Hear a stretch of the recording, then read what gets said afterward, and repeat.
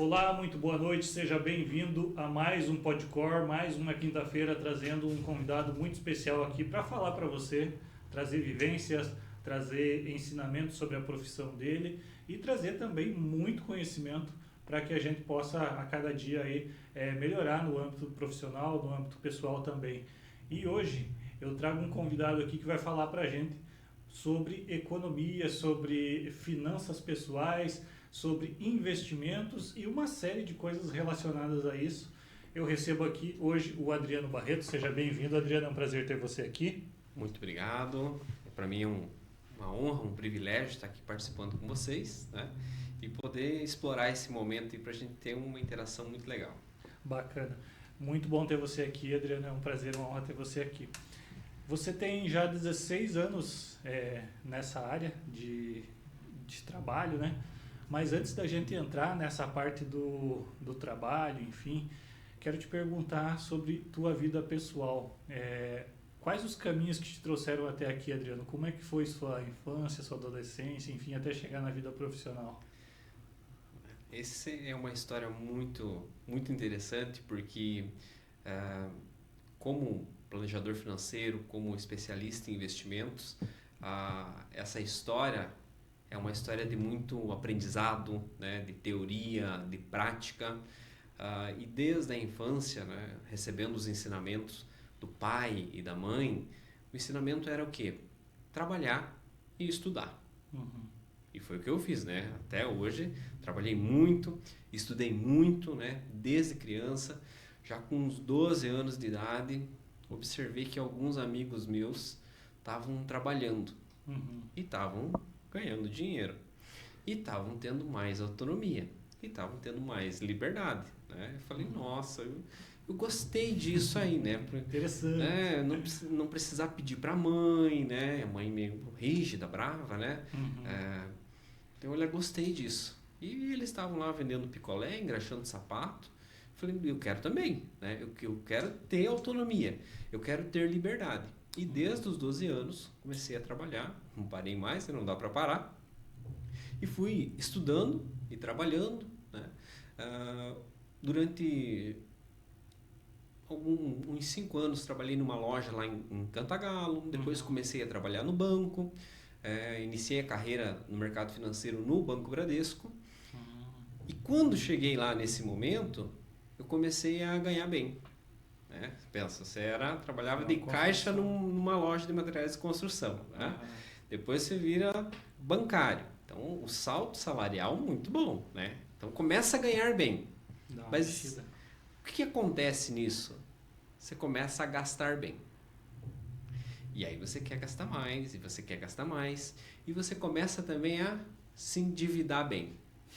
E aí, quando eu me endividei, aquela autonomia e aquela liberdade que eu experimentei lá aos 12, ela desapareceu agora quando chegou a 21, 22, 23, ganhando bem. Opa, tem alguma coisa errada. E aí eu comecei a entender um pouquinho mais sobre o mecanismo do dinheiro e como utilizar ele para conquistar o meu ideal de vida boa. Muito mais do que você percebeu, acredito que muito mais do que ganhar, do que fazer o dinheiro, né? Porque ganhar a gente não ganha, a gente tem que fazer no dia a dia, é saber como gerir esse dinheiro, porque senão ele entra por uma porta e acaba saindo por várias outras, às vezes por fatores que você nem precisaria, né? Coisas que você nem precisaria gastar aquilo ali, por não saber você acaba gastando, né? E aí quando você percebeu isso, você já estava no mercado financeiro, já estava inserido ali e começou a estudar mais ainda. Comecei a estudar mais ainda, né? Eu sou administrador, né? Estudei na Unicentro e veja que dentro da universidade, estudando negócios, estudando finanças, não foi lá que eu aprendi. Não foi lá que eu aprendi como gerir o meu dinheiro.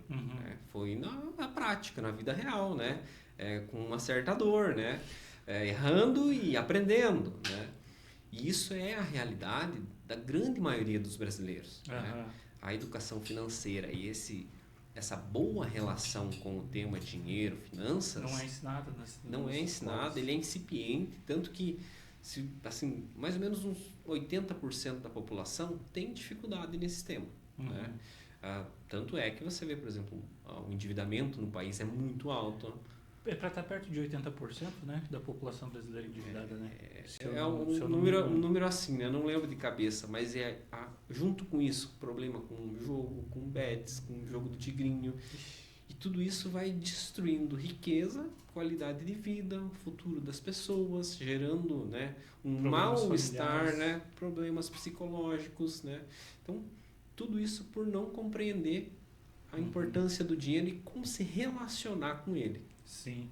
E você, como planejador financeiro, hoje você consegue perceber muito mais essa questão, né, de como que as pessoas acabam indo por esse caminho errado na questão do planejamento da sua vida financeira, e o que você consegue entregar a partir dos estudos que você fez nessa área. Depois a gente vai falar também sobre como investir e tudo mais, mas me fala primeiro sobre essa parte, como que você consegue chegar nas pessoas e fazer com que elas entendam o processo que elas estão fazendo erradas e ajustar isso para que fique de uma forma adequada. O planejamento financeiro, ele inicia com um processo de coleta de informações quantitativas e qualitativas. O quantitativo é fácil. Vamos pegar lá teu extrato, nós vamos olhar quais seguros você tem, nós vamos ver se você tem endividamento, como que é esse endividamento, se ele é caro, se ele é barato, ou se você tem muito patrimônio, ou se está pagando muito imposto, olhar teu imposto de renda. Então, a parte do quantitativo é muito simples. E aí chega a parte do qualitativo. É quando eu começo a conversar com você, começo a entender a tua história, começo a entender as coisas que você tem disposição a correr risco, o porquê que você tem alguns comportamentos, né? Ou as coisas que você não abre mão. Por que você faz o que você faz? É fácil essa conversa com as pessoas? Ela é fácil, né? E é interessante, porque cada pessoa que você conversar tem uma história. E aí, no primeiro momento, as pessoas sempre têm um julgamento, né? Mas o fulano faz isso, né? Sempre tem esse preconceito. Sim. Agora, nada, né? Nenhum comportamento é tão estranho depois que você entende a história. Existe uma história, né? Adriano, por que você é assim? Não, porque desde os 12 anos eu comecei a pensar em autonomia, liberdade, fui trabalhar, ganhei dinheiro, experimentei, ganhei mais dinheiro, daí me perdi, né? Aí eu entendi como é que funcionava o mecanismo de dinheiro. Aí tem outras pessoas que pensa, às vezes é uma mesma família, né, com 2 irmãos, sim, com a mesma criação, né, com as mesmas regras. Um de repente é super seguro, não quer gastar, e o outro não. Vamos gastar tudo agora, vamos aproveitar tudo agora, porque a vida é agora, né? Porque cada um tem uma relação, né? A relação com o dinheiro é biográfica e é a parte qualitativa que é a mais importante, né? Por quê? Porque é aí que eu vou identificar, por exemplo, as coisas que realmente importam para você. E aí colocar o dinheiro, o teu patrimônio, o planejamento financeiro para chegar nesse lugar, que é o que eu chamo de o ideal de vida boa, né? O que é uma vida boa para você? Aí você vai dizer, uma vida boa para mim é toda semana poder ir 2 vezes por semana pescar, e ter um barco, e ter uma caminhonete para puxar o barco, e a minha família gostar que eu vá, e eu poder, né? Nossa, que legal. Essa ideia do pescador para mim já é horrível, né? Para mim, nossa, seria uma vida horrível. Eu não quero ir para a beira do rio, eu não quero comprar um linete, eu não quero mexer com os peixes, não quero. Não é para você. Agora eu tenho um ideal. E aí o planejador e o planejamento, ele não vai te julgar o que você quer. Ele não vai te julgar o teu perfil de gasto. Ele não vai te julgar por que você chegou nesse ponto. Não, ele vai te ajudar a entender e aí traçar um ponto que você quer chegar, e a gente vai delimitando esse caminho, né? Entendendo a estratégia, colocando as ações em prática. E às vezes, quando você define uns objetivos muito, né, fora, você olha, veja bem, para chegar aqui teria que acontecer isso, né? Vamos ajustar algumas coisas, né? Mas trazendo essa lucidez, essa clareza para que a pessoa entenda, então é assim que funciona, é isso que eu tenho que fazer, isso eu não abro mão. Ok, então vamos trabalhar outros pontos aqui, né? Então isso que o planejamento financeiro faz. E o qualitativo, né? Ter alguém para você conversar, compartilhar história, conhecimento, que acaba sendo muito importante. Isso tudo aí desemboca no controle de gastos da pessoa. No planejamento financeiro, o controle de gastos é uma coisa. Aham. Né? Só uma das... É só uma. Por quê? Vamos pensar numa linha agora. Você começa a ganhar, começa a gastar. Uhum. Quando você tem esse controle, e aí você vai ver que todo mundo sabe que você tem que gastar menos do que você ganha. Né?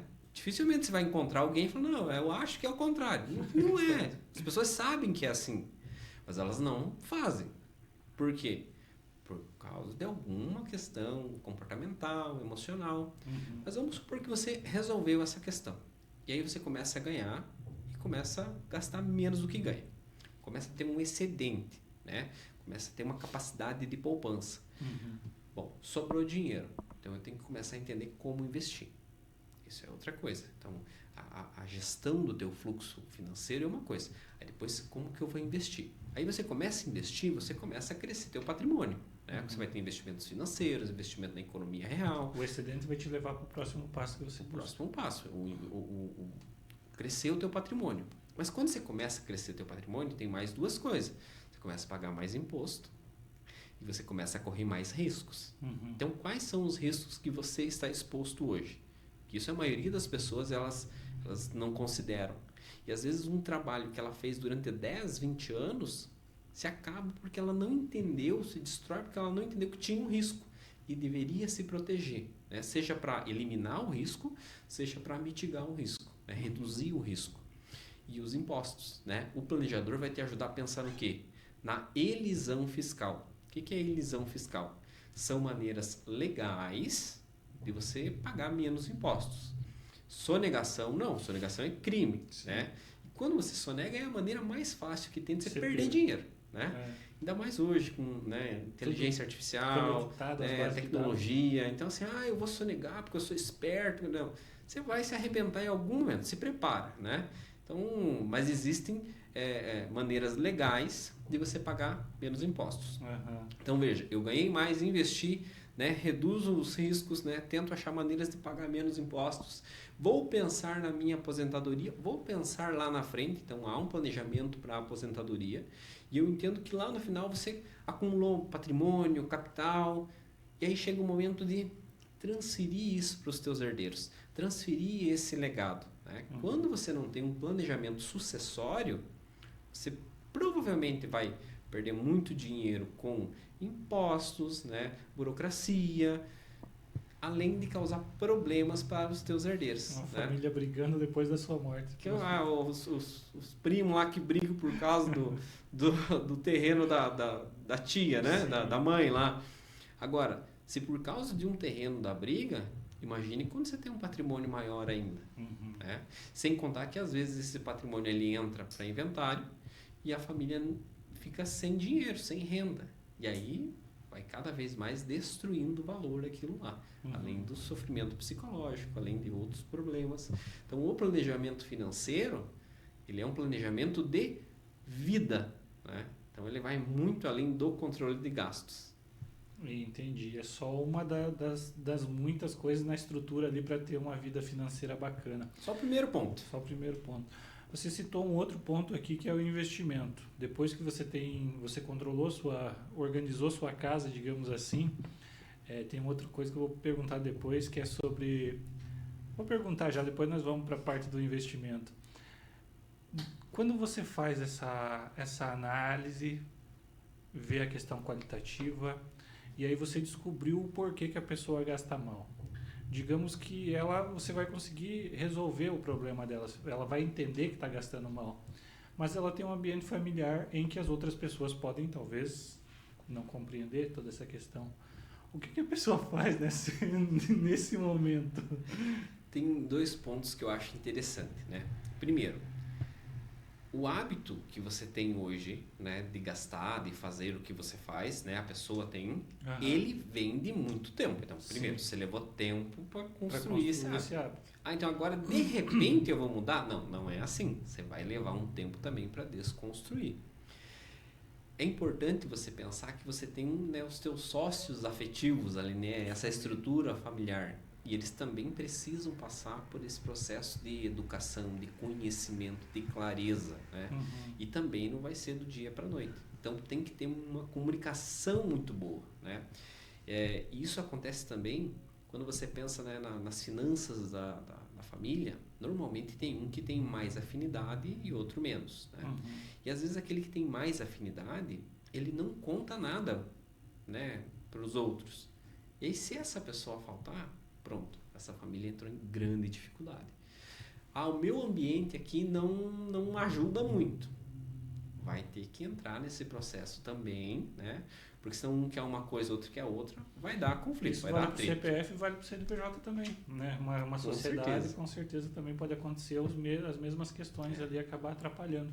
E o investimento? Depois que eu tenho o excedente, qual que é o melhor investimento? Qual que é a melhor forma de você entrar nesse mercado, nessa estrutura do mercado financeiro para fazer o dinheiro da cria, digamos assim? Mas ele, né, o efeito da bola de neve, né? Ele começa pequenininho e vai avançando, né, até que ele fica muito grande. Essa pergunta do qual é o melhor investimento é a que a gente mais recebe, né? E aí eu vou te trazer uma ilustração, né? Vamos imaginar que você hoje chega lá na farmácia, olha no farmacêutico e fala assim, viu, eu quero que você me dê o teu melhor remédio. Ele fala, bom, tá tendo alucinação, né? Eu acho que é um remédio para a cabeça, só pode ser isso, né? Não existe o melhor remédio.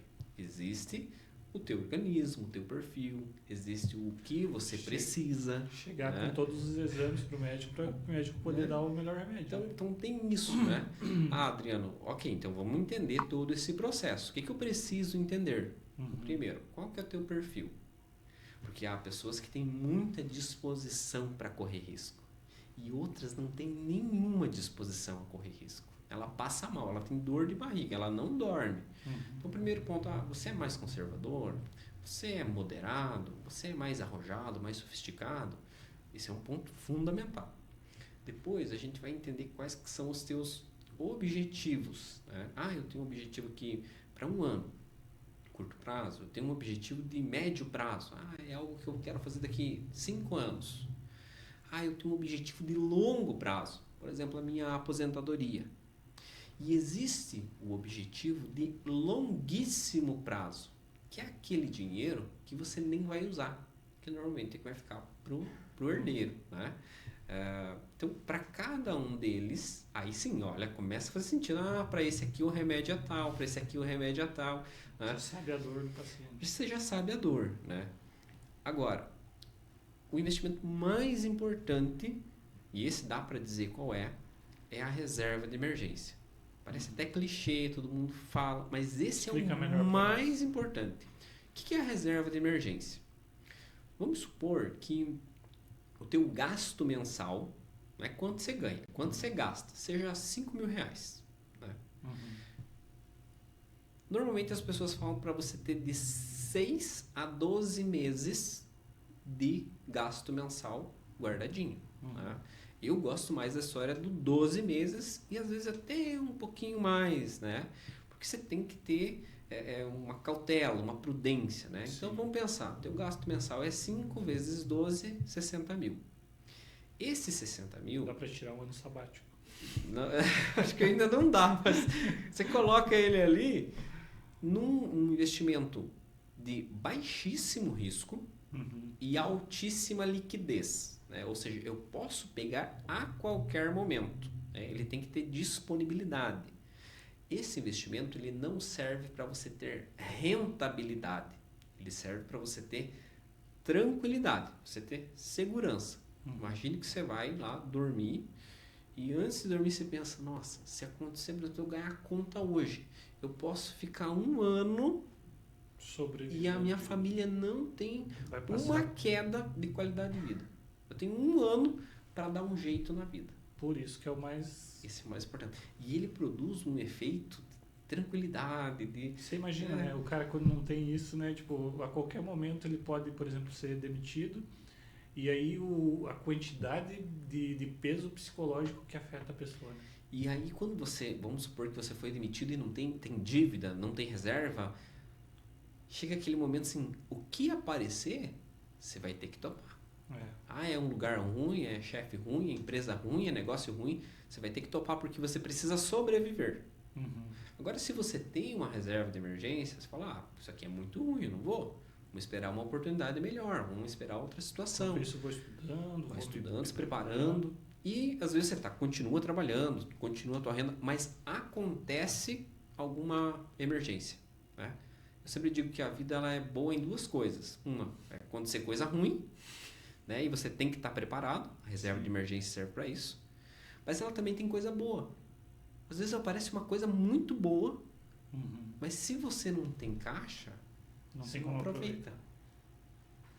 Então veja, a reserva serve para as duas situações, é para aproveitar as coisas boas, mas também se preparar quando surge alguma adversidade, algum imprevisto. Né? Então esse é o principal e o mais importante. E esse sim, conservador, né? Vamos pensar num Tesouro Selic, num CDB, né? Que tenha uma instituição de alta qualidade, né? E que seja com liquidez diária. Né? Poxa, esse a gente sabe o que é. Aí tem o segundo melhor investimento, que é quando você garantiu esse presente e você começa a pensar na tua aposentadoria. Né? Aí para esse outro não, esse você tem que ver o teu perfil, tem que ver algumas coisas e aí localizar as melhores, né, oportunidades pensando em perfil e também de momento, né? Saber, por exemplo, qual é o ciclo da economia agora, né? Então, quais são as oportunidades que a gente pode observar? Aí requer mais trabalho. Eu li essa semana, eu sou completamente leigo nisso. Eu li essa semana que hoje, para quem tem dinheiro para aportar, por exemplo, em ações, as duas empresas no Brasil que são melhores para aportar seria a Vale e a Petrobras. Procede? Só para a gente ficar nesse... Depende muito, porque a Vale e a Petro, elas são empresas de commodity, né? Então, assim, commodities normalmente são ciclos. E aí você tem que entender qual é o ciclo que ele está, né?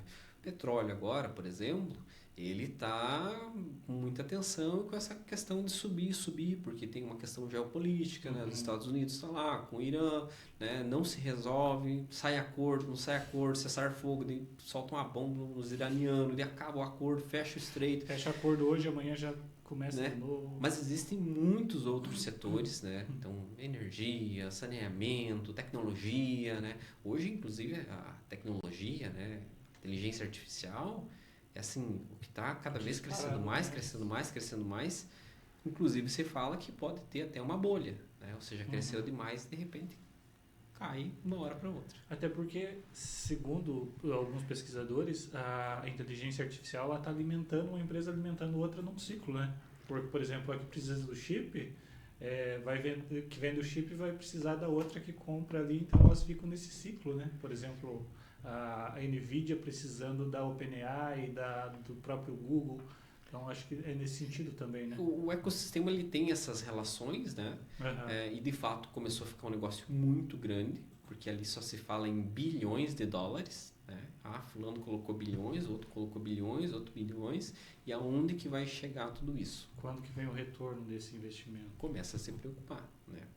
Mas enquanto o pessoal está se preocupando, acho que não tem cara de bolha. A hora que eles, né, parar de olhar e achar que está tudo certo, e pode ser que chegue a bolha de repente.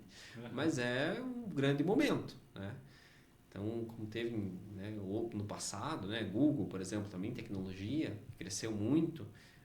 A bolha do .com, né, no passado, né, cresceu muito, de repente cai, mas depois retoma, né?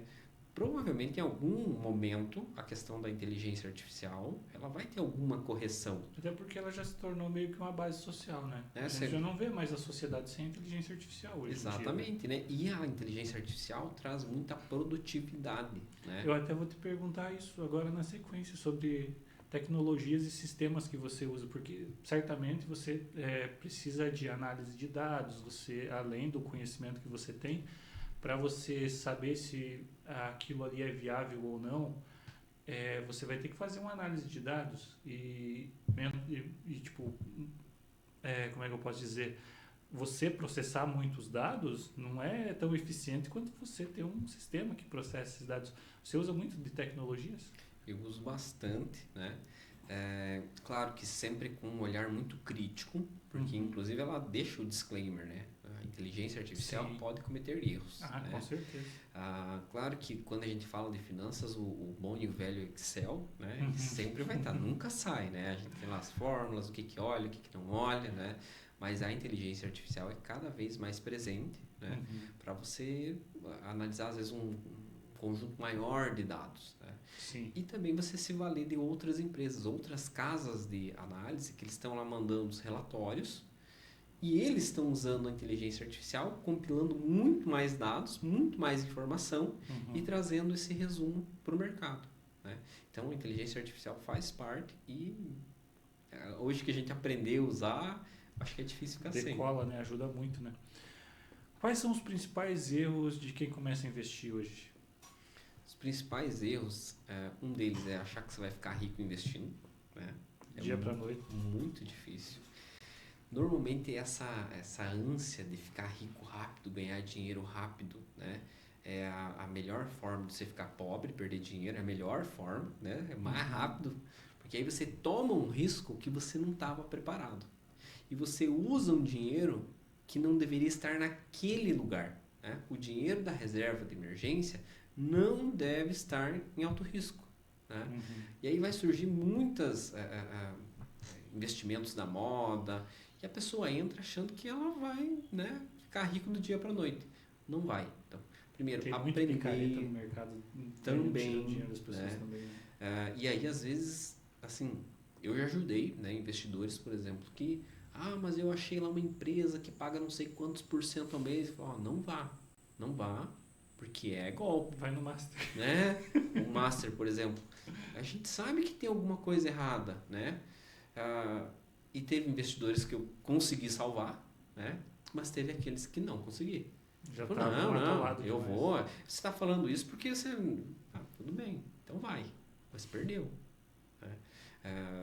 E aí tem N, assim, histórias tem N. Porque não sei o quê, porque a gente está operando barril de petróleo. Barril de petróleo aqui, né? Não, porque ganha, é certeza, eles mandaram os relatórios. Amigo do meu primo. Caramba, mas eu não estou sabendo, né? E o mercado inteiro eu fico acompanhando, não aparece isso. Como é que você sabe, né? O Tião da oficina lá falou que vai dar boa isso daí. E aí, assim, tem que pensar, porque imagina, um investimento que é muito bom, ele chegou primeiro para você, e não para os grandes bancos, não para os grandes empresários. Não para quem tem um sistema de análise não faz robusto, sentido, né? Por que chegou para o Adriano, né? Quem é o Adriano na fila do banco? Por que chegou para mim? Então, não faz sentido. E aí você começa a entender alguns fundamentos, né? Por exemplo, qual que é a taxa básica de juros do país? Né? Então, hoje é 14,25. Né? Não fiz a conta, mas deve dar uma média de 1,10, 1,12. Né? Depois dá para fazer a conta. E aí, de repente, você acha um investimento que paga 5% ao mês? Tem alguma coisa errada. Né? Não, mas é um investimento de altíssimo risco. A gente olhou o histórico, ele tem registro. Né? Por exemplo, ações, no mês pode dar 10%. Uma das ações que eu gosto hoje estava dando 8%. Qual que é? Eu gosto de VEG, né? Mas tem dia que ela dá menos 2, menos 3, depois dá menos 1, depois dá mais 2. Você sabe o que é, você conhece, é regulado. Agora aparece lá, ouro, petróleo, não sei o quê. Muitas pessoas caem pela ganância, né? Pela ganância. A gente vê muito jovem que, tipo, nem saiu da escola ou mal e mal saiu da escola, tá começando a fazer um curso universitário aí, e ele acha que naquele sistema lá, como é que é aquele sistema em que a pessoa aporta o dinheiro na ação e espera o gráfico mudar ali e já finaliza. Como é que é o nome Esse é o day trade, né? Day trade. Ele é a análise técnica que a gente fala, né? Ela isso sim, né? A questão desse não é que ele é ilegal ou é ruim, é que ele é de altíssimo risco, altíssima volatilidade. Tem gente que vai pela sorte, não pela análise, né? E tem gente que ganha dinheiro, né? Mas alguns estudos, se não me engano, da FGV mostraram que, eu não lembro se era 95% ou 90% de quem faz day trade perde dinheiro. Por quê? Porque ele não sabe fazer. Ele viu 1, 2 vídeos na internet e ele acha que ele sabe. Existem sim os traders profissionais, existem pessoas que vivem disso, mas veja, ela não vai colocar o dinheiro, por exemplo, da reserva de emergência. Ela não vai colocar o dinheiro da aposentadoria. Vai colocar o dinheiro que ela tem certeza que não vai precisar amanhã. Ela tem um capital específico para isso. que ela não vai operar todo dia, ela entende sobre fluxo, ela entende sobre os gráficos, né? Eu mesmo, eu não gosto muito, tenho preguiça de olhar os gráficos, eu gosto mais de analisar os fundamentos, né? Uma análise fundamentalista. Ah, essa empresa aqui, ela tem um balanço legal, ela gera caixa, ela não deu prejuízo, né? Aham. Então, são duas escolas diferentes, mas que têm ligação. A questão é, esse risco é adequado para mim? Eu não tenho problema fazer day trade. Mas se você tem uma reserva bem constituída, os objetivos de curto prazo já estão cobertos, né? Você tem um plano para aposentadoria, ok, não tem problema. Agora, eu vou lá com o dinheiro do leite, o dinheiro do pão e quero fazer day trade. Não, você vai se quebrar, com certeza. Né? E nisso tudo aí tem também a parte das emoções, né? Como você estava falando, porque o indivíduo ele já está investindo um dinheiro que ele não deveria, né? E aí apostou na minha linguagem aqui, Às vezes é uma aposta. é uma aposta. E deu ruim. Naquele momento a carga emocional dele piorou muito. E aí vem o medo. E eu perdi 100 e agora eu vou apostar 200 para eu recuperar. E quando vê, afundou. E perde o 200, né? Perdeu os 200. E vai afundando assim, né? As emoções são muito importantes. Até porque os investimentos, né, quando você pensa em tomar risco, Aham. ele é contracíclico. Né? Então, quando todo mundo está com medo, por algum motivo, não é por irracionalidade, Uhum. o preço dos ativos, né, seja na economia real, seja investimento financeiro, né, ele começa a cair. Aí você fala, opa, então a coisa está barata, a empresa é boa, ou isso, ou aquilo, e aí você compra. Uhum. Mas ele não vai subir de repente. Muitas vezes ele continua caindo.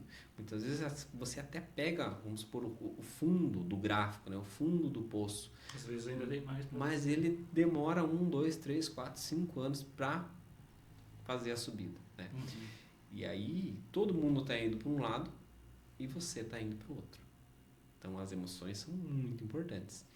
E o que acontece para o investidor que não tem essa disposição é que ele viu lá a moda, por exemplo, vamos comprar a Nvidia. Né? Ou vamos comprar fundo imobiliário, ou ouro, né? Esse tempo atrás o ouro disparou. Uhum. Mas ela não sabe por que o ouro disparou. Daí ela vai lá e compra. Disparou. Começa a cair. Né? Aí ela já vende. E às vezes quando começou a cair é que você deveria voltar a comprar. É a mesma coisa com Bitcoin, mesma coisa com qualquer ativo de risco, é assim. Uhum. Então ele compra quando está em alta e vende quando está em baixa. Por quê? Porque ele não olhou um fundamento, ele olhou a emoção do momento. Né? O medo de ficar de fora, né? Que é o tal do FOMO, né? Mas tá todo mundo comprando. É igual o bolão de final de ano, né? Sim. Empresa paz, você fala, não, mas eu vou entrar junto, né? Vai todo mundo ganhar. Vai que eles ganham e eu fico aqui trabalhando, né? Então, veja, não é uma medida racional, é emocional. Uhum. Então, tomar risco é muito difícil, por quê? Porque você vai contra esse contexto geral, vai contra as suas emoções, enquanto todo mundo está com medo, você tem que ser corajoso, né? Uhum. E normalmente o investidor acaba sendo corajoso quando não deveria, né? Quando deveria ser mais cabeça no lugar. E o consumo, como que ele afeta também a questão a questão geral, né, de como que a pessoa gere o financeiro dela? Consumir, né, é algo que a gente gosta, né? Uhum. A questão assim que eu trago e acho que é importante olhar é que a gente vive hoje numa sociedade com muita tecnologia e todos os dias a gente sofre muitos estímulos. Muita Né? exposição também. Eu não sei o número, mas desde que você acordou até agora, olha quanta coisa você recebeu, né? Sim. E muitas vezes dizendo, compra. Né? Compra, você precisa ter essa roupa, você precisa ter esse carro, você precisa ter essa viagem, você precisa ter esse creme, você precisa ter esse sapato, você precisa... Mas na verdade não precisava. Mas Sim. é tanta coisa acontecendo e aí você começa a ver a vida do outro também, e você fala, mas é quando eu tiver o outro, aí que, né, a vida do outro é que eu vou ser feliz, né? Aí que vai ser legal, aí que vai ser da hora, né? Daí chega lá, não, ainda é o outro agora. Agora é o outro, né? Que tem um dizer assim que quem é pobre quer ser rico, quem é rico quer ser milionário, quem é milionário quer ser bilionário e quem é bilionário quer ser Deus, né? Quer ser imortal. Não quer morrer. Cara, nunca tá tem satisfeito. essa satisfação. Tanto que a ideia de você vencer esse jogo é quando você sai dele. Quando você sai desse... Os psicólogos chamam de a esteira hedonista, né? Segundo eles, como a gente está o tempo inteiro em processo de evolução e na vida da gente mesmo, então tudo parece normal, parece sempre que a gente está no mesmo lugar, quando na verdade a gente está evoluindo constante, né? E a gente não consegue perceber isso. E isso entra, por exemplo, a questão hedonista. Eu quero sentir o prazer agora, né? Daí vem o consultor e fala, não, você tem que guardar o dinheiro agora, porque lá no futuro é que você vai... Não, eu não estou no futuro, eu quero agora, é agora. É a mesma coisa vale para o exercício físico, vale para a alimentação. Não, você não vai comer bolo de chocolate hoje, porque lá no futuro, daí você vai poder... Não, entende? É um desconto hiperbólico, né? O imediatismo ele é sempre um mau conselheiro, né? Isso também que você citou, tem a questão da comparação social, né, que afetam as nossas decisões. Mas como que a gente pode equilibrar a questão do presente com a proteção familiar e também a construção do futuro nesse sentido que você falou? O equilíbrio é difícil, né? Não sei se já tentou caminhar numa linha de slackline, né? Eu já tentei, não consegui, né? Eu só caía. Equilíbrio é muito difícil. Inclusive, há momentos da vida que você tem que ser desequilibrado, né? Quando você está estudando, você não pode querer usufruir de lazer. Tem que focar em isso. Quando você está construindo a tua carreira, você vai ter que dar um foco maior na tua carreira. Sacrificar algumas coisas. Vai ter que ter um desequilíbrio, né? E aí entra um ponto importante, né? E acontece isso. Veja que no planejamento financeiro, às vezes você está trabalhando aquele que quer só viver o presente, e aí ele não se prepara para o futuro. E tem aquele que só quer viver o futuro e não usufrui nada do presente. Inclusive, né, conheço vários casos de pessoas que possuem um grande patrimônio, mas ela não é tão segura, ela tem uma vida tão frugal, tão simples, que ela não aproveita nada. E isso muitas vezes gera um arrependimento lá na frente. Sim. Né? Então, é mesclar isso. Eu gosto de uma frase do professor Virandir, que ele diz que tem só 2 erros financeiros possíveis. Só existe 2. O primeiro é você poupar pouco e viver muito, né? E o outro é o inverso. Então, é mesclar isso, né? Então, eu vou aproveitando, mas eu também vou guardando. Eu tenho que ser otimista e tenho que ser pessimista ao mesmo tempo. A questão do o próprio investimento, né? Para o curto prazo, eu tenho que ser, né, um pouco pessimista, eu tenho que ser cauteloso. Mas no longo prazo, eu tenho que entender que a sociedade evolui, que eu estou evoluindo, que as tecnologias estão surgindo. Então, para o longo prazo, eu sou otimista, né? Então, o equilíbrio, de fato, é difícil. E às vezes é por isso que é até importante você ter alguém para te ajudar, né? Seja uma boa comunicação com a família e às vezes ter o apoio do planejador. E isso tudo também tem a ver com a segurança futura, né? Porque a pessoa está vivendo o dia a dia, é lógico que tem que aproveitar a vida, como você falou, não pode ser 8 nem 80, mas também precisa pensar a questão, por exemplo, de uma aposentadoria. Como que se constrói essa segurança? Eu sei que você já falou muito sobre isso, mas se você tivesse que sintetizar, como que você constrói a segurança para o futuro? Hoje a gente tem um regime geral de previdência social, né? O INSS, mas ele tem um teto.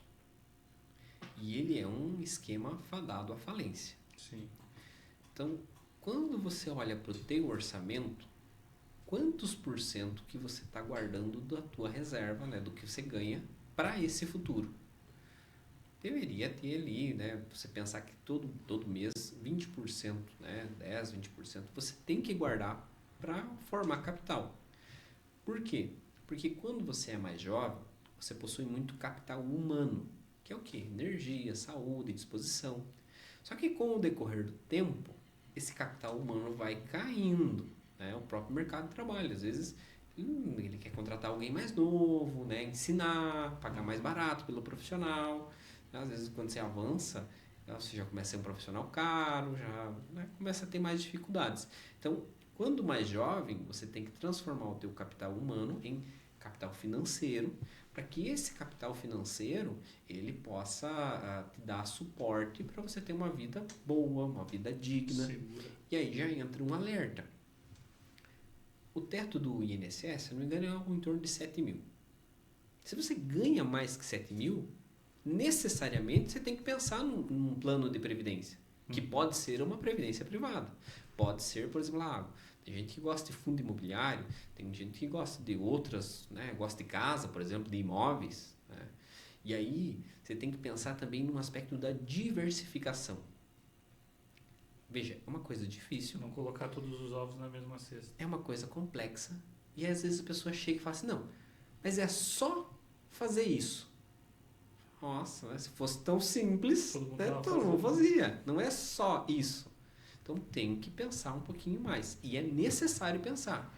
Porque não sei, não tem muita garantia de que o INSS vai resistir por muito tempo. Esse é um problema seríssimo, né? Na economia nossa e de outros países. A população vai envelhecendo.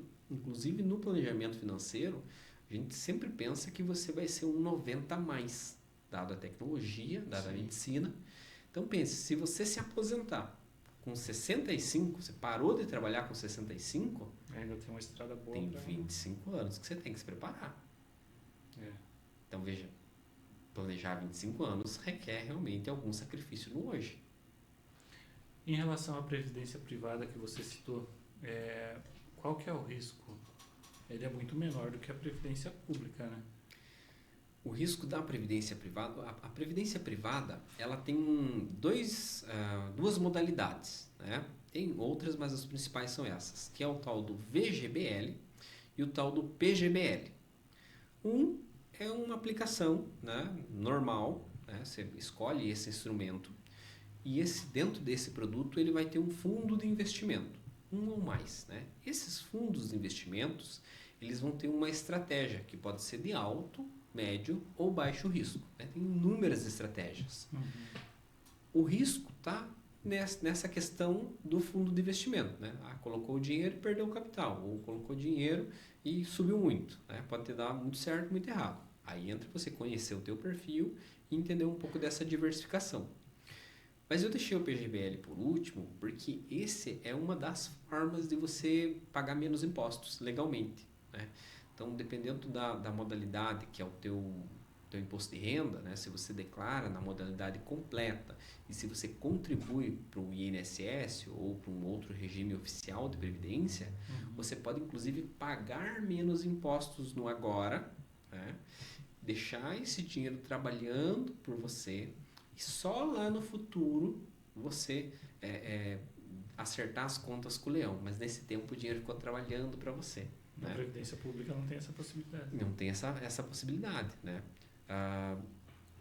E aí, mais um alerta, né? Esse é muito importante. Olhar, muitas pessoas já têm previdência privada, mas precisa olhar como é que tá, porque às vezes são fundos de investimentos muito ruins, né? Ou que tem uma taxa muito cara, ou que tem taxa de carregamento, né? O mercado financeiro evoluiu muito, então agora tem opções muitíssimo melhores, né? Mas eu tenho uma previdência que eu pago lá no banco já faz 10 anos. Você olhou? Não. Cara, provavelmente você está perdendo dinheiro. Provavelmente, né? E aí dá importância procurar um especialista para fazer essa análise. Né? Então, é fundamental isso. Por mais que a pessoa entenda um pouco ali do que fez, né? Tenha entendido o contrato que assinou, enfim, digamos, nesses termos, ela não vai ter todas o conhecimento que um planejador financeiro como você tem para saber se está fazendo um investimento correto, né, para o seu futuro. Parece exagero, mas de todas as que eu peguei até hoje, não teve nenhuma que estava... Nenhuma. E eu já já analisei inúmeras. Né? Então isso é bem importante. E tem que olhar, né? Não dá para perder essa oportunidade de formar um futuro melhor com uma boa reserva financeira. Sim. E como que é a tua consultoria hoje de investimento? Como que você faz isso no teu dia a dia? Hoje, a disposição que eu tenho é fazer o teu planejamento ou atuar como teu consultor de investimentos. Né? Normalmente, o consultor de investimentos ele vai cobrar um percentual do teu patrimônio. Qual que é a grande vantagem disso? Que o consultor de investimento ele não trabalha para nenhuma instituição. Trabalha só para você. Interessante. A instituição financeira, ela tem metas, né? O vendedor tem comissão, ele participa de uma campanha, né? Então, acontece o tal do conflito de interesse. Não é todo mundo, mas às vezes acontece. Né? Eu coloco a minha necessidade na frente da tua, acima da tua. Sim. Então, eu até poderia te vender algo melhor, ou às vezes não te vender nada, você não precisa. Mas porque eu tenho uma meta, porque eu quero participar de uma promoção, uma campanha, porque eu ganho comissão, eu te vendo algo que você não precisa. O consultor não. Ele vai conhecer os teus objetivos, o teu perfil, o teu patrimônio e vai dizer assim, olha, esse aqui não é para você, esse aqui não, isso Até sim, porque, esse de certa não. forma, o patrimônio do teu cliente agora é seu. Sim. Uma parte. Quanto mais ele ganhar, mais o consultor ganha. E o planejamento financeiro. E aí sim, é parar e analisar todo o teu contexto. Né? Seja porque você hoje tem alguma dificuldade financeira ou porque você já tem muito patrimônio. Veja que tem muito patrimônio, ele precisa pensar em como que vai transferir esse patrimônio. Porque senão vai acabar tudo em imposto, em honorários, em custas e dá uma dor de cabeça enorme, né? Para os herdeiros, né? Então tem que pensar. Então o planejamento financeiro é neutro. Não importa se você está com problemas ou tem muito dinheiro, todo mundo precisa. Eu vi no teu perfil, eu sempre dou uma stalkeada nos meus convidados. Eu vi no teu perfil que você participou recentemente de uma palestra, né? Você deu uma palestra, né? Como que foi e quais são os temas que você tratou lá?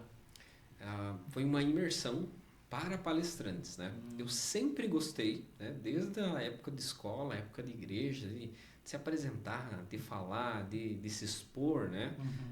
Tive a facilidade da comunicação, da oratória, então sempre trabalhei isso. E faço com muito gosto, né? Então, você me chama para dar uma palestra, para fazer um treinamento.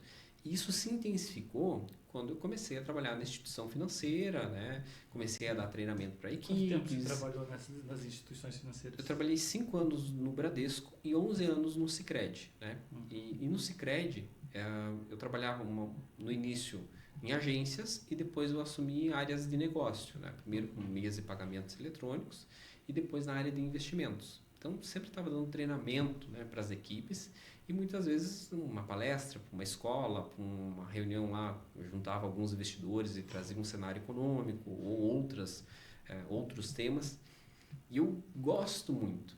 Mas uma coisa é você fazer de uma maneira mais caseira, amadora, né? Sim. Aí eu pensei, bom, tá na hora de se profissionalizar um pouquinho mais, né? Então, fui buscar as opções, melhorando essa né? skill. E aí encontrei a PSA, uma das maiores empresas desse ramo, né? Quem sabe a maior, e eles têm um programa. E aí a gente se encontrou lá com grandes mestres para trazer mais direção, né? Daí lá eu falei, nossa, tem muita coisa para melhorar, tem muita coisa para mudar, ajustes né? nas rotas aqui. Algumas situações, grandes ajustes, né? Mas e aí contato também com outros palestrantes, e aí vai fazendo amizade, realmente para que eu, né, esteja mais preparado e possa entregar melhor esses conteúdos e fazer diferença na vida das pessoas. Sim, bacana. Adriano, antes da gente ir para o final, faz um resumo para mim do que é o Adriano, consultor financeiro, como que ele ajuda a melhorar a vida das pessoas, que eu vejo que essa é uma frase que você falou muito aqui e, logicamente, é uma verdade sua, trazendo para melhoramento da vida das pessoas realmente. Eu gosto de pensar que quando um indivíduo melhora, o entorno dele melhora, a cidade dele melhora, e aí vai tendo esse efeito, né, cascata, e o país inteiro melhora. Na minha história, então, eu cresci, né, ouvindo que eu precisava trabalhar e precisava estudar. Foi o que eu fiz. No meio do caminho eu descobri que não era só isso, que eu tinha que cuidar bem do dinheiro, né? Eu sempre brinco que o dinheiro é sentimental. Se você não cuida dele, ele vai embora, né? E nesse caminho, né, aprendendo das minhas experiências pessoais, mas também vivendo no mercado financeiro e estudando para obter as certificações, enfim, dentro do meio acadêmico, estudando. Então, eu fui conciliando essa questão da vivência prática e das minhas dores, né? Pensando que eu quero ter uma vida boa, eu quero prosperar, né? Eu não quero ter problemas com dinheiro, e os conceitos do mercado financeiro, da academia. Então, juntando essa teoria com a prática, vejo que é totalmente possível que as pessoas melhorem essa relação com o dinheiro e usem os instrumentos disponíveis, né, em cada momento, né, da economia, do mercado, para que o dinheiro trabalhe para você, né? Quando você dá direção para o dinheiro, ele vai te trazer retorno, né? E os maiores retornos os retornos psicológicos, de você ter segurança, satisfação, tranquilidade. Então, você coloca o dinheiro numa trilha, né? Você dá direção para ele, entendendo, né, o que eu chamo de o mecanismo do dinheiro, para construir aquele ideal de vida boa, aquilo que é bom para você. Então, hoje o Adriano faz isso, né? Entender quem é você, entender as tuas particularidades e colocar o teu patrimônio para servir ao teu ideal, né? Aquilo que você quer. Fazer o dinheiro trabalhar por você, não você ficar a vida inteira trabalhando pelo dinheiro. Tem uma das frases que eu gosto muito, ela é de Francis Bacon. O dinheiro, ele é um ótimo servo, mas ele é um péssimo senhor. E há pessoas que eles vivem pelo dinheiro, que o dinheiro é a identidade deles. Se torna um escravo daquilo. E se torna um escravo. Agora, quando você inverte a lógica, aí são bons resultados que você pode colher. Adriano, me fala um pouco sobre as tuas certificações. Eu acho que essa pergunta ela é importantíssima porque diz muito sobre a tua autoridade para estar nesse mercado e estar fazendo o trabalho que você faz cotidianamente aí na tua vida. Nesses 16 anos, né, tive que tirar muitas certificações, né, principalmente da Ambima, né, você vai lá, estuda, faz a prova, CPA 10, CPA 20, depois eu obtive a certificação de especialista de investimentos, né, é uma prova assim mais complexa, mais difícil, né. Mas no ano passado, né, ano retrasado, eu resolvi buscar uma das certificações que tem maior renome, né, dentro do mercado financeiro, que é o CFP, que é a certificação de planejador financeiro. Ela assim, tem um conteúdo extremamente denso, né? Ela é dividida em 6 módulos, e aí, só para você ter uma ideia, são 7 horas de prova, né? Então, eu resolvi fazer isso e coloquei lá alguns meses me dedicando quase que o tempo inteiro. Ia trabalhar e voltava a estudar, e dormia, ia trabalhar e voltava a estudar e dormia. Enquanto assim, dormia e estudava. Olha, com certeza, né? É até engraçado porque eu ia levar o meu filho na escola, daí a gente já entrava, já ligava o curso lá, a aula, e ele ia aprendendo até chegar na escola. Depois que eu passo na prova, você ainda tem que fazer mais um trabalho, né? Como se fosse um TCC para entregar para a instituição que cuida, né, desse selo que é o CFP. Ele é um selo de excelência, né? Ele é um selo de caráter internacional, né? Nos Estados Unidos tem em torno de uns 100 mil, e aí no Japão tem mais uns 25, e no Brasil tem 12 mil, né? Então pensa, são milhões de pessoas e apenas 12 mil profissionais têm o selo do CFP. E aí você tem que, né, seguir um código de ética que é assim, bastante rigoroso, e todo ano você tem que continuar na educação continuada. Então eu tenho que fazer uma série de cursos lá e mostrar para planejar, para ela manter o meu selo, né?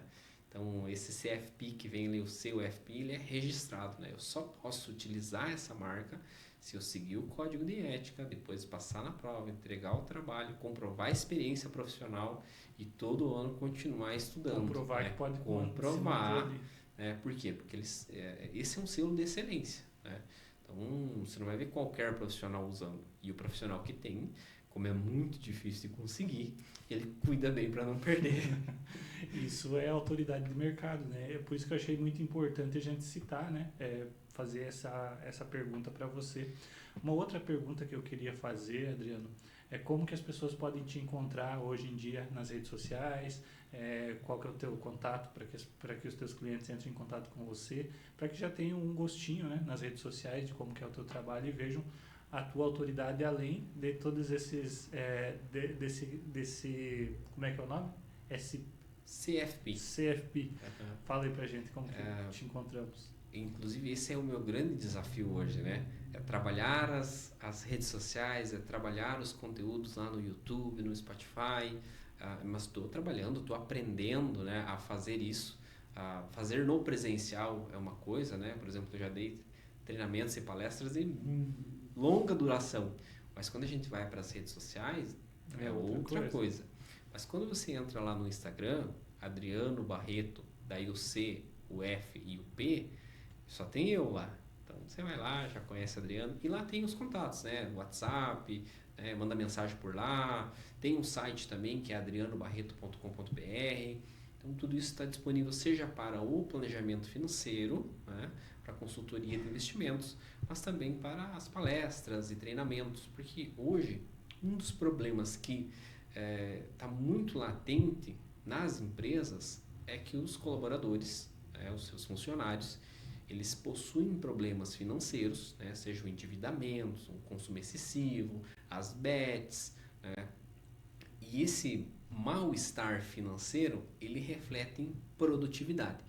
Então, o empresário que não fez dívida nenhuma, que não jogou nas bets, que não comprou, né, ele está, né, sendo penalizado. Então, há várias empresas que, né, no Brasil hoje que está olhando para esse bem-estar financeiro dos colaboradores. Então, seja através de uma palestra, de um treinamento, de uma oficina, para que ajudar eles a ficarem bem, né?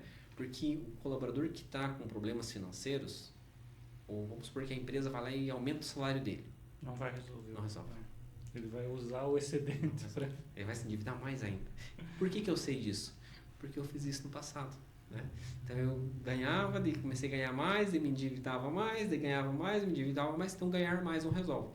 É necessário, né, avançar no tema educação financeira, e a empresa vai dizer, mas eu não fui eu. Sim, mas o teu lucro está sendo afetado, a produtividade está sendo afetada, e às vezes você perde um colaborador bom, porque ele conseguiu uma proposta um pouquinho melhor, e dele leva toda a bagagem, o conhecimento embora, sim, por causa de um detalhezinho, porque a vida financeira dele está muito bagunçada. Então, seja para consultoria de investimentos, seja para planejamento financeiro, seja para as palestras e treinamentos, o Adriano está lá com muita alegria para poder atender todo mundo.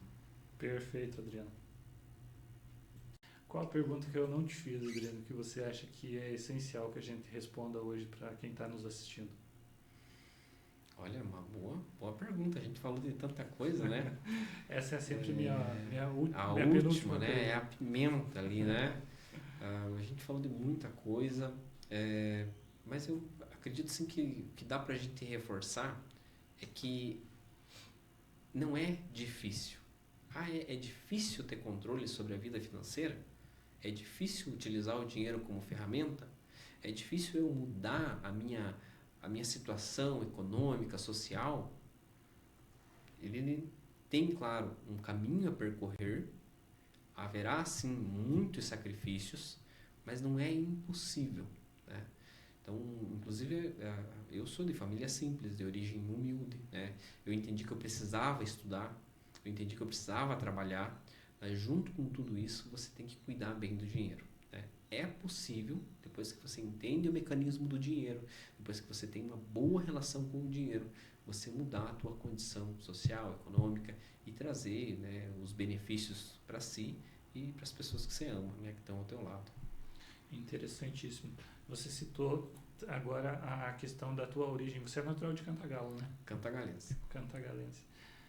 Muito bom, Adriano. Para a gente encerrar, deixa a sua mensagem aqui. Fala um pouco sobre o empreendedor Adriano agora, depois de muitos anos trabalhando como funcionário, né?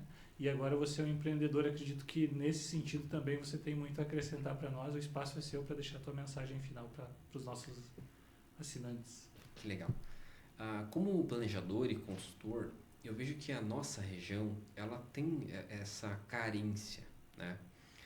E quando você não cuida desse patrimônio, dessa riqueza, ele acaba, né, decaindo, ele acaba se perdendo, acaba destruindo o valor, né? E o Adriano hoje ele está à disposição para ajudar as pessoas, as famílias, né, a preservar isso, né? E para outros construir esse patrimônio, para colocar serviço na vida boa, aquele aqueles que já têm precisam pensar nas estratégias para proteger, porque uma coisa é você ganhar dinheiro, outra coisa é você manter o dinheiro. Ficar rico e continuar rico são coisas diferentes. E aí o que eu trago é esse conhecimento da vida real, né? De como é o nosso dia a dia, como são as pessoas, como a gente pensa aqui, mas também um conhecimento técnico, né? Da economia, do mercado financeiro, que são coisas que eu gosto muito. Então, eu sou esse profissional que hoje pode, né? Conciliar os dois e deixar isso à sua disposição. Muito obrigado, Adriano, pela tua vinda. Foi Muito um prazer, obrigado. uma honra te receber aqui. Acredito que os nossos assinantes aqui puderam ter muito conhecimento, já ter uma base e saber a quem eles podem recorrer tendo a necessidade, e todo mundo tem essa necessidade, enfim, desde quem ainda não constituiu o patrimônio, precisa resolver os problemas de gastos, de dívidas, até quem tem o patrimônio e precisa manter, como você citou agora há pouco. Exatamente. Então, encerramos por aqui mais um Podcor, mais um convidado aqui trazendo muito conhecimento para a gente, e voltamos na próxima quinta-feira. Cuidem-se e um abraço a todos. Podcor, o podcast do Correio do Povo do Paraná.